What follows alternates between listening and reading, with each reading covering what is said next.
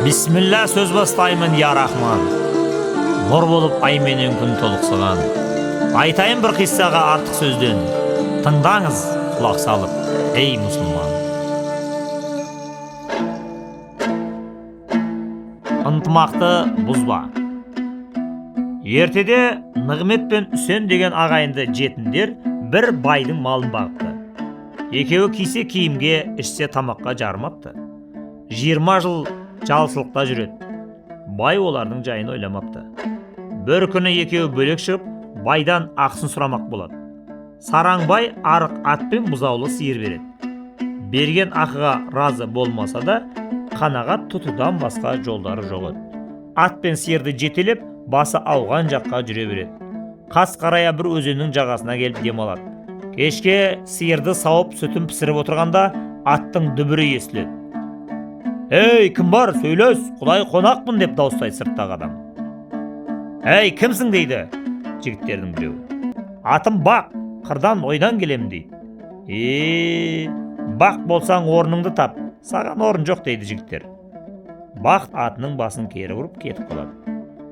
Сәлден соң тағы да аттың дүбірі естіледі. «Ей, кім бар? Сөйлес, құдай қонақпын» деп дауыстайды ол. Асан: «Ей, кімсің, қайдан келесің?» дейді. Қонақ: «Атым Қызыр, қырғауылдай қорғалап, бөденедей жорғалап келем» дейді. Деді жігіт. «Қызыр болсаң қонатын жерге қон.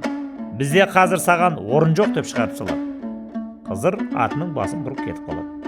Үшінші дүбірлеген аттың даусы және естіледі. «Ей, кім бар? Сөйлес, құдай қонақпын» дейді жолаушы. Бұлар: «Ей, кімсің, қайдан келесің?» деп тіл қатады. «Атым Дәулет» дейді қонақ. Ендеше Дәулетті жерге бар, іздегенің біз емес» дейді бұлар. Дәулет те көзден ғайып болады. Сүт пісті деген кезде ат дүбірі тағы да естіледі. «Ей, кім бар? Құдай қонақпын» деп айқайлайды сырттан. «Ей, кімсің, қайдан келесің?» дейді бұлар. «Атым Ынтымақ» дейді. Сол кезде екеуі жүгіріп шығып, аттың шылбырына оратыла кетіп: «Ынтымақ болсаң қонақ бол, біздің іздегеніміз сенсің» дейді екеуі. Соятын атты көлденең тартып, «Аумин» деп бата сұрайды. Ынтымақ: «Әй, жан баққан жалғыз атты маған сойғызсаңдар, қалай күнелтесіңдер» дейді.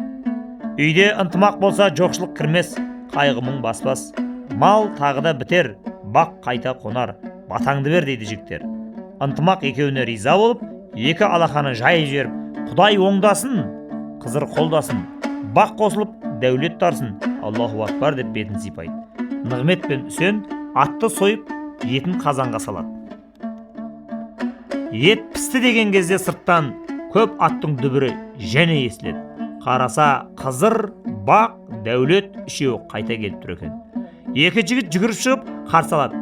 Оларды әлгінде қондырмағаны үшін кешірім сұрайды. Қызыр ата: «Балаларым, оған қысылмаңдар.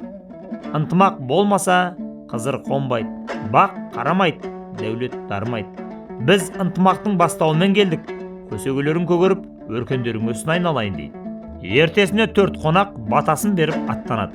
Содан бастап Нығмет пен Үсеннің үйіне береке дариды. Бай болып, бақуатты жанға айналғанда да екі жігіт ынтымағын жоғалтпапты. Ұрпақтарына ынтымақтан биік, ынтымақтан күшті ештеңе жоқ деп өсиет қалдырған екен.